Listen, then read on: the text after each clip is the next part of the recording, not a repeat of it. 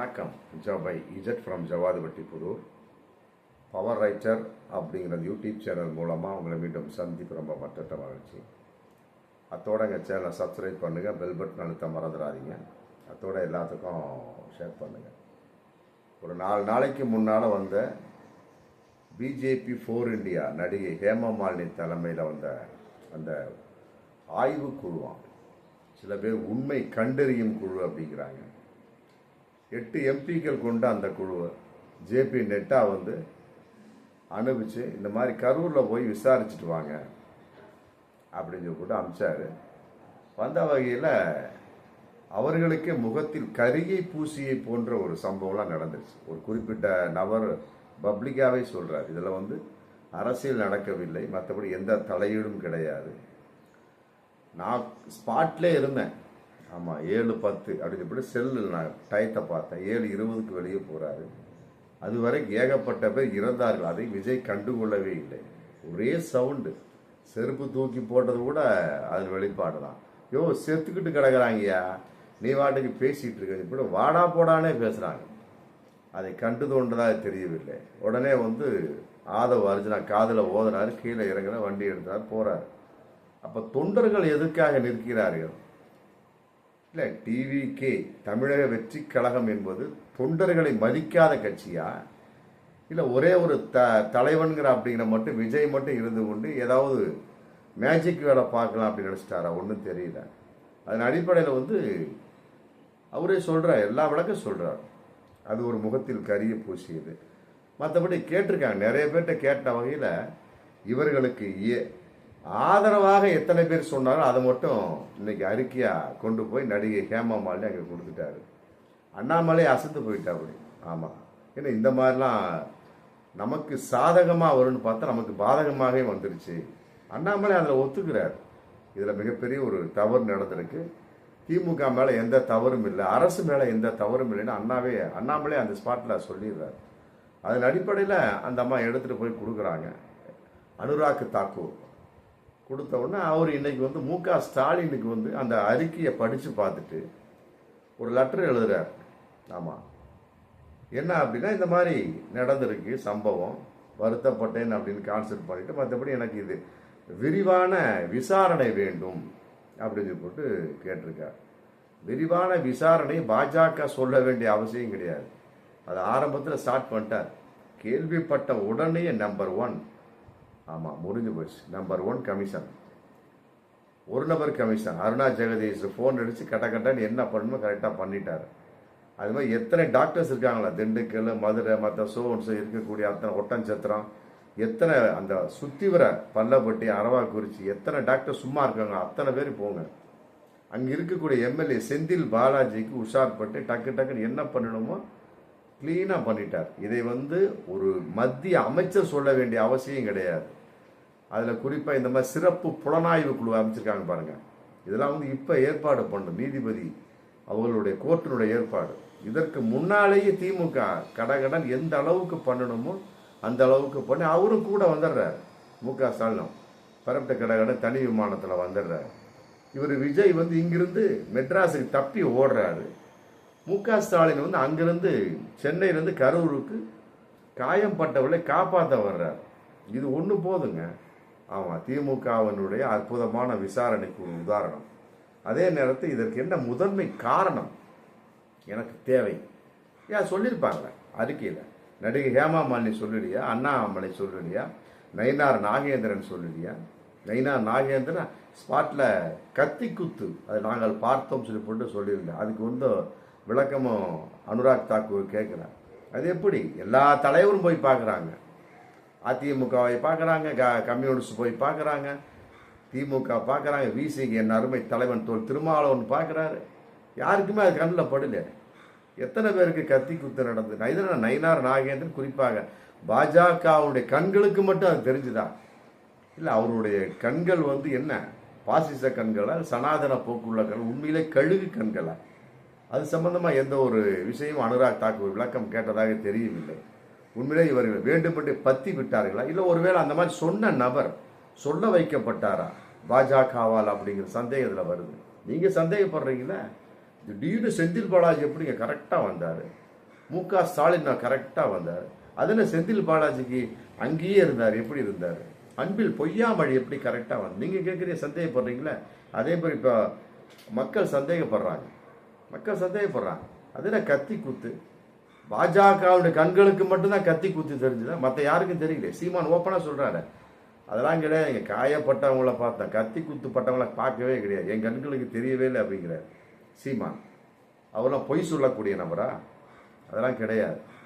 இது மாதிரி ஏகப்பட்ட சந்தேகத்தின் அடிப்படையில் பாஜகவினுடைய அந்த ஆய்வுக்குழு சென்றிருந்தாலுமே கூட அவர் கேட்குறாங்க முதன்மை காரணங்கள் என்ன, இதற்கு உண்டான காரணம் எவ்வாறு அப்படிங்கிறத பாஜக விளக்கணும். அதுக்கு சம்பந்தப்பட்ட எல்லாமே கரெக்டாக பண்ணியிருக்கிறாங்க.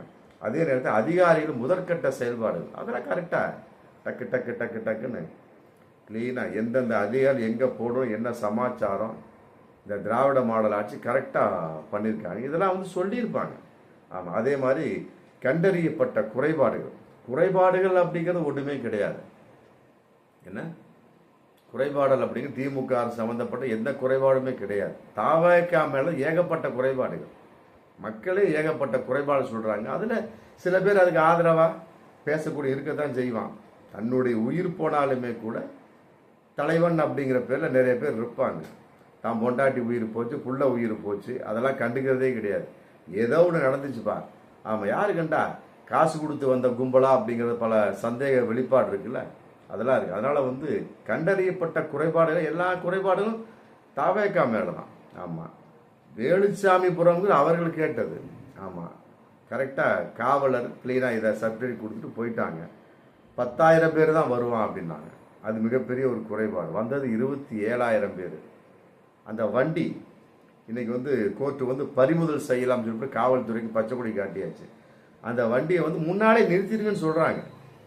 ஆமாம், 50 மீட்டருக்கு முன்னாலே நிறுத்தி அங்கேயே பேசி அப்படியே போயிருங்க அப்படின்னு சொல்கிறாங்க. அதெல்லாம் கேட்கக்கூடாது. கூட ஆதவ் அர்ஜுனா உள்ள வேணும்னே கொண்டு வந்து ஏகப்பட்ட பேரை விஜய் மற்றபடி ஆதவ் அர்ஜுனா கும்பல் சாகடித்து விட்டது. அதான் பகிரங்கமான உண்மை. அந்த வண்டியை கொண்டே வந்துடக்கூடாது உள்ள, அப்படி நிறுத்தி அப்படியே போயிடணும், முடிஞ்சு போச்சு. இங்கே உள்ளவங்க அப்படியே இருப்பாங்க. ரெண்டாவது வண்டி உள்ளே வந்தோன்னா அதனுடைய கேப்பு விரியுதா, இன்னும் பின்னால் ஒடியாந்தவங்க எல்லாம் டப்புன்னு வந்தவொன்னு என்னாச்சு, கம்ப்ளீட்டாக சுத்தமாக ஆகிப்போச்சு, முடிஞ்சு போச்சு. அது வரக்கூடிய அந்த வண்டி வரக்கூடிய இடத்துல பின்னாலே துரத்திட்டு வர்றான். தொண்டர்கள் பேரில் குண்டர்களா ரவுடிகளா தெரியல, வண்டியில் வந்து ஃப்ரண்ட் வீலில் விழுகிறாங்க. அவங்களும் என்னன்னே தெரியல. பக்கத்தில் பின்னால் வந்து ஆற்று பாலம் இருக்கிற மாதிரி ஒரு சீன் தெரியுது. நல்லா பார்ப்பேன், பல பேர் வீடியோ பார்த்துருப்பீங்க. அந்த விஜயினுடைய பிரச்சார வேன் வருது, சர்ன்னு கட்டிங்களா அப்படியே வருது. வரக்கூடிய சமயத்தில் ஒரு 3 பேர் 2 பேர் பின்னாலே உட்காந்து என்ன பண்றான், அப்படியே ஒருத்தவன் மேல வந்து ஃப்ரண்ட் வீல்லே விழுகிறான். அதோட அந்த சீனு முடியுது. அப்ப அதுக்கு பின்னால என்ன நடந்தது, அவர்கள் என்ன ஆனார்கள்? ஒருவேளை அடிபட்டு ஏதாவது தூக்கி ஆத்து பாலத்தை எரிஞ்சிட்டாங்களா, இல்லை வேற என்ன பண்ணுனான்னு ஒண்ணுமே புரியல. அவர்களெல்லாம் கணக்கில் சேர்க்கப்பட்டார்களா தெரியல. இந்த மாதிரி ஏகப்பட்ட குறைபாடு. அதே மாதிரி அவர்கள் காவல்துறை சொன்னதை 11 கண்டிஷனா என்னமோ சொல்லியிருக்கிறாங்க அந்த கூட்டத்துக்கு மட்டும். 2, 3 தவிர மற்ற எந்த கண்டிஷனுமே அவர் ஒப்புக்கொள்ளவே இல்லை. தாவேகா தொண்டர்கள், ரசிகர்கள் பேர் ஏகப்பட்ட பேர், பொதுமக்கள் ஏகப்பட்ட பேர். அப்படிங்கிறப்ப எப்படி அந்த கூட்டம் ஒழுங்கா நடக்கும்? அதையெல்லாம் விட பிணம் கிடக்குதுங்க கண்ணு முன்னால. அதை பார்த்துட்டு வேடிக்கை பார்த்துட்டு அந்த ஆள் பாட்டு கடன்னு இறங்கி போறாரு விஜய். இது என்ன தலைவன்? இன்னைக்கு வந்து கோர்ட்டு கேட்குற, என்னங்க பண்பில்லாத ஒரு தலைவனாக இருக்கின்றான்னு சொல்லிட்டு இன்னைக்கு கோர்ட்டு பயங்கரமான சூடு கொடுத்துருக்காங்க.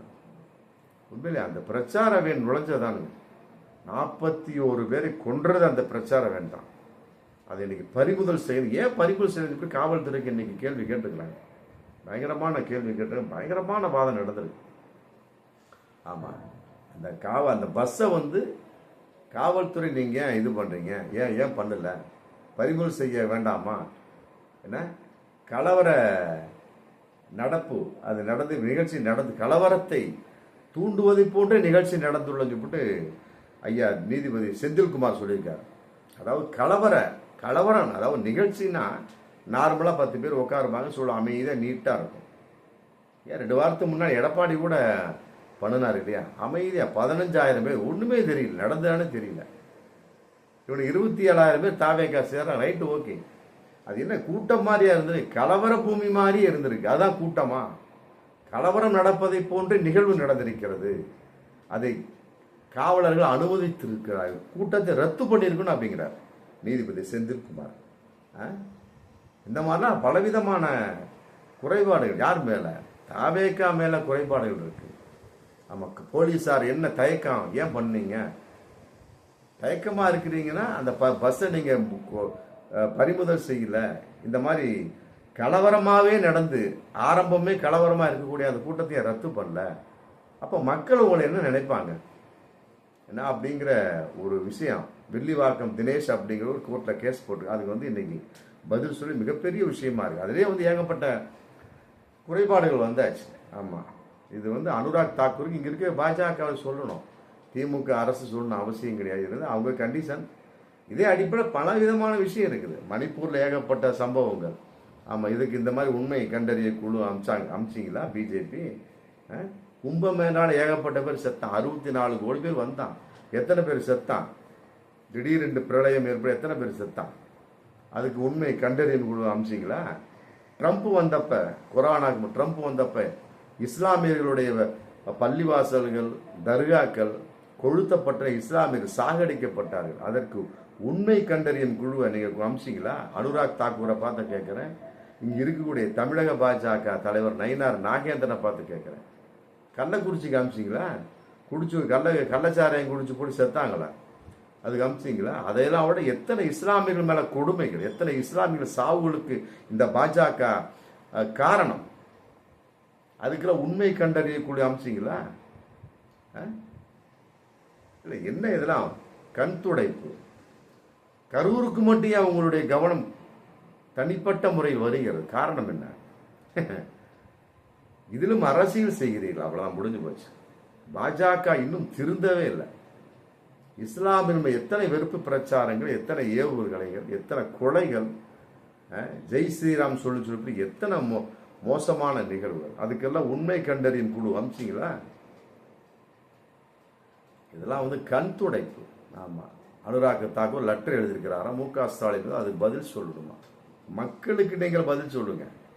பாஜகவை பார்த்து கேட்கக்கூடிய கேள்வி, அனுராக் தாக்கூரை பார்த்து கேட்கக்கூடிய கேள்வி, மக்கள்கிட்ட நீங்க பதில் சொல்லுங்க. ஏகப்பட்ட கேள்வி இருக்கு. முதல்ல உங்கள்கிட்ட உண்மையை கண்டறியும் குழு அனுப்பும். உங்களை நீங்க யார் உண்மையானவங்களா அப்படிங்கிற பாசிச கும்பல், சனாதன போக்குள்ள கும்பல் நீங்க. ஆமா, அதனால உண்மை கண்டறிய வேண்டிய அவசியம் இல்லை. மக்களுக்கு தெரிஞ்சாச்சு, புரியுதுங்களா? முதல்ல இப்போதைய சூழல் என்ன, புஷி ஆனந்த் எங்க இருக்கிறார், சிடி நிர்மல்குமார் எங்க இருக்கிறார், இவங்களை கண்டறியினா முன்ஜாமீன் ரத்து, எந்த நேரத்திலும் கைது செய்யப்படலாம்.